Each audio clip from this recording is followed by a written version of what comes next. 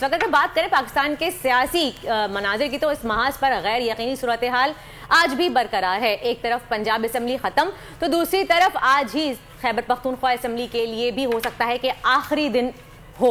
ऐसे में मुल्क का मौशी हब कराची भी नए मेयर का मुंतजिर है, लेकिन अल्लाह अल्लाह करके हुए उसके बाद मेयर का चुनाव भी पेचीदा मसला बनता नजर आ रहा है तलहा, क्योंकि कराची से पीपल्स पार्टी सबसे बड़ी जमात बनकर उभरी है, लेकिन जमात इस्लामी ने धांधली के इल्जामात लगा दिए हैं। यकीनन और ये अब सोचने की बात है, लेकिन वक्त लगेगा। देखें, मेयर आने में अभी वक्त लगेगा, अभी महीने डेढ़ की और आपको इंतजार करना होगा, और उसके बाद सिटी काउंसिल के मेंबर्स कंप्लीट होंगे और फिर वो अपने मेयर का चुनाव करेंगे। सिराजुल हक अमीर जमात इस्लामी हमारे साथ इस वक्त मौजूद, बिल्कुल वो हमारे साथ इस वक्त मौजूद है, उनको वेलकम कहेंगे अपने शो में कि अस्सलाम वालेकुम सिराजुल हक साहब, ये बताइएगा सबसे पहले तो ये जानना चाहेंगे आपसे कि कराची ने हाफिज नईम को बैंडेड दिया है, लेकिन जमात इस्लामी के पास ज्यादा अक्सरियत नहीं है इस वक्त। इत्तेहाद के बगैर मेयर आपका नहीं आ सकता, तो जमात इस्लामी का इत्तेहाद किसके साथ होगा, पीपल्स पार्टी या पीटीआई? बिस्मिल्लाहिर्रहमानिर्रहीम। हमारा है जमात इस्लामी एक सिंगल मेजॉरिटी वाली जमात है, लेकिन इन्होंने हमारे मैंडेट को तब्दील किया है, के लिए जद्दोजहद कर रहे हैं। अब इत्तेहाद की बातें कबल अज़ वक़्त है। अब हम ये चाहते हैं कि अगर 28 हल्के क्लियर हो गए हैं तो बाकी हल्के जिस हमारे तहफ़्फ़ुज़ात है वो भी क्लियर हो जाए। सिराज साहब, आप पीटीआई की तनकीदों पे आपकी जमात हमेशा तनकीद करती थी, और अब लग ये रहा है कि पीटीआई के अलावा कोई और ऑप्शन है नहीं हाथ मिलाने को, तो इत्तेहाद मुझे तो होता हुआ नजर आ रहा है। क्या मैं ये कहता हुआ आपको सही लग रहा हूँ? क्या ये दुरुस्त है कि तब सियासत में तमाम दरवाजे खुले रहते हैं? देखिए, हमारे दरवाजे तो खुले हैं, सबके साथ बातचीत भी कर रहे हैं, सबके टेलीफोन भी हम सुन रहे हैं, डिस्कशन भी कर रहे हैं, लेकिन इस मुल्क में अगर अदल और इंसाफ नहीं है, इस मुल्क में अगर इदारे तबाह हो गए हैं, इस मुल्क में अगर गरीब के लिए जीना मुश्किल बनाया गया, इस मुल्क में अगर पाकिस्तानी इस वक्त कतारों में खड़े हैं आटे के लिए, इस मुल्क से अगर हर बासलाहियत नौजवान बाहर भागने की कोशिश कर रहा है, अगर इस मुल्क के 2 करोड़ बच्चे तालीम से महरूम है, अगर इस मुल्क के 8 करोड़ अवाम गुर्बत के लकीर से नीचे ज़िंदगी गुजार रहे हैं, अगर 85% पाकिस्तानी साफ पानी पीने से महरूम है, तो कौन ज़िम्मेदार है? कोई जिन्नात तो ज़िम्मेदार नहीं है। यही लोग जो 75 सालों से कभी एक नाम, कभी दूसरे नाम, कभी एक पार्टी के साथ, कभी दूसरे पार्टी के साथ, कभी एक झंडे और कभी दूसरे झंडे, कभी एक निशान और कभी दूसरे निशान, इनके साथ उनके कंधों पर सवार है, यही लोग ज़िम्मेदार हैं। तो हम इसलिए इस निज़ाम के बारे में बात करना चाहते हैं कि तुम्हारा ये निज़ाम नाकाम हो गया है, आप एक्सपोज हो गए हैं, आप डिलीवर नहीं कर सके। आप नारे लगाते हैं, इलेक्शन में मंशूर पेश करते हैं, ऐलानात करते हैं, लेकिन जैसे इलेक्शन हो गया आप भूल जाते हैं कि हमने क्या कहा था। सही। लोग आपको याद दिलाने की कोशिश भी करते हैं, आप सुनने के लिए आमादा नहीं होते। सही। आप अंदाज़ा कर ले, 1 करोड़ नौकरियों का ऐलान जो पीटीआई ने किया था, क्या बता सकते हैं कि 1 करोड़ तो छोड़िए, 50 लाख, 50 तो छोड़िए, 20 लाख, चलो वो भी छोड़िए, 1 लाख नौकरियां अगर उन्होंने दी हो तो बताएं। 50 लाख घर देने का ऐलान किया था, कितने घर दिए? अभी सैलाब का ज़माना आया, आपने देखा 10 लाख लोग बेघर हो गए। काश अगर पीटीआई अपना वादा पूरा करती, 50 लाख न सही 50,000 घर भी होते, तो हमारे ये लोग इस तरह दर बदर ठोकर न खाते, सड़कों पर खुले आसमान तले ज़िंदगी गुजारने पर मजबूर ना होते। कौन ज़िम्मेदार है?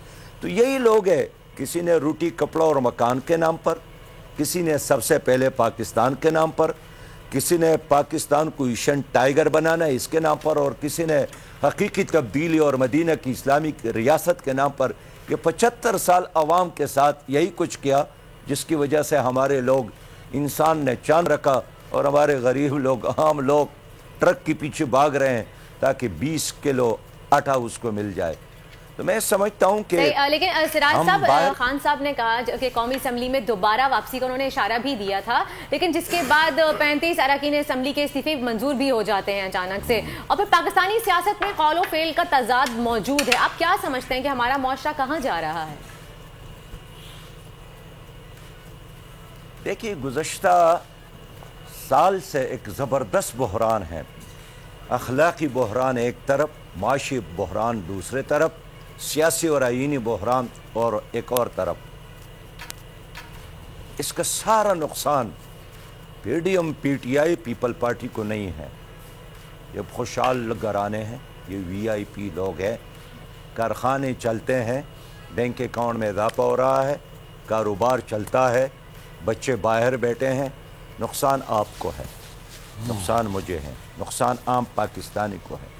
یہی وجہ ہے کہ پی ڈی ایم اور پی ٹی آئی کی لڑائی کا موضوع غربت کا خاتمہ نہیں ہے، مہنگائی کا خاتمہ نہیں ہے، بے روزگاری کا خاتمہ نہیں ہے، ورلڈ بینک اور آئی ایم ایف سے نجات نہیں ہے، لوگوں کو صاف پانی پہنچانے کا نہیں ہے، عدل اور انصاف کی حکمرانی نہیں ہے.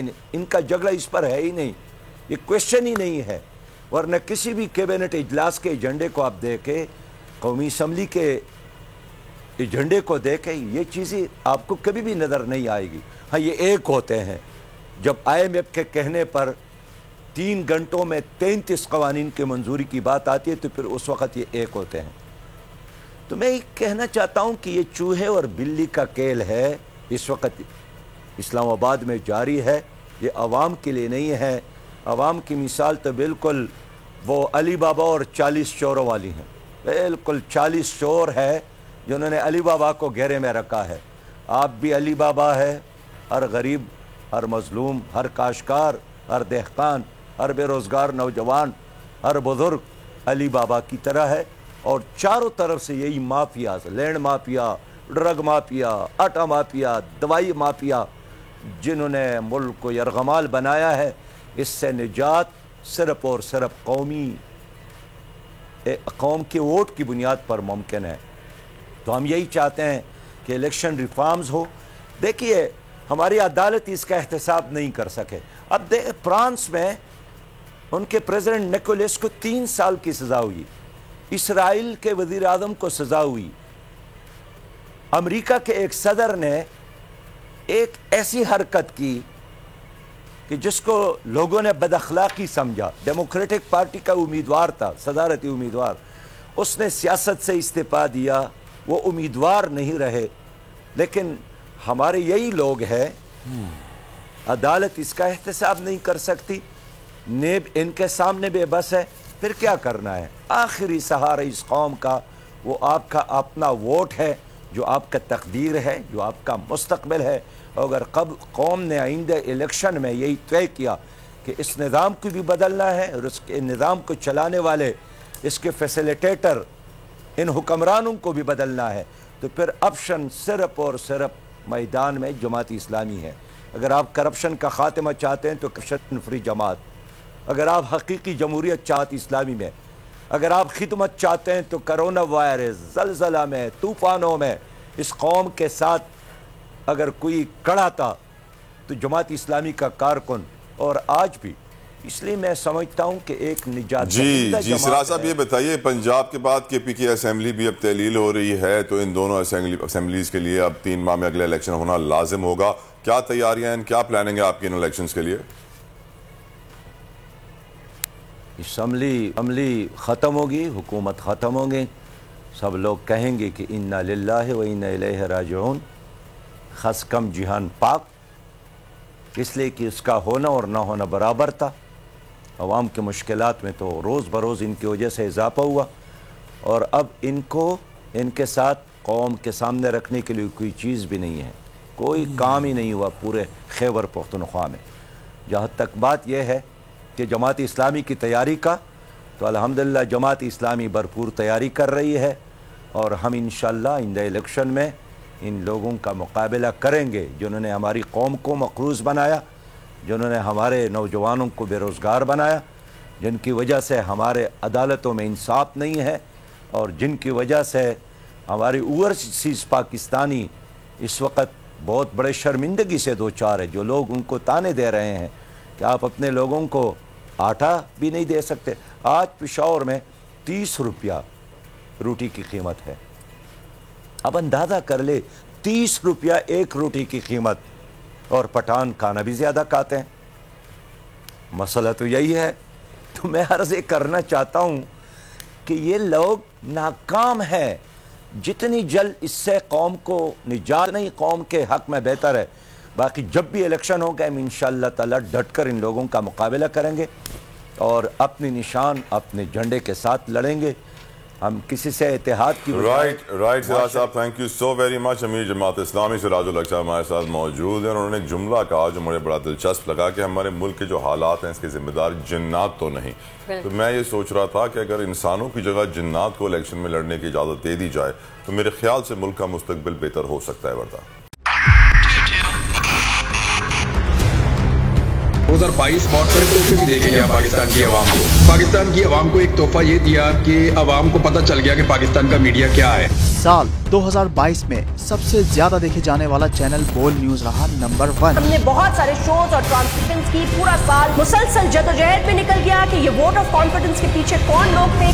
तोड़े रेटिंग के सभी रिकॉर्ड। सोशल मीडिया पर भी सबसे ज्यादा तेजी से 2.4 बिलियन व्यूज का संगे मील अबूर किया। एंकर्स को भी आवाम में सबसे ज्यादा मकबूलियत मिली और सोशल मीडिया पर भी बोल रहा सब पर भारी। सब्सक्राइब करें और बेल दबाएं ताकि कोई खबर रह न जाए।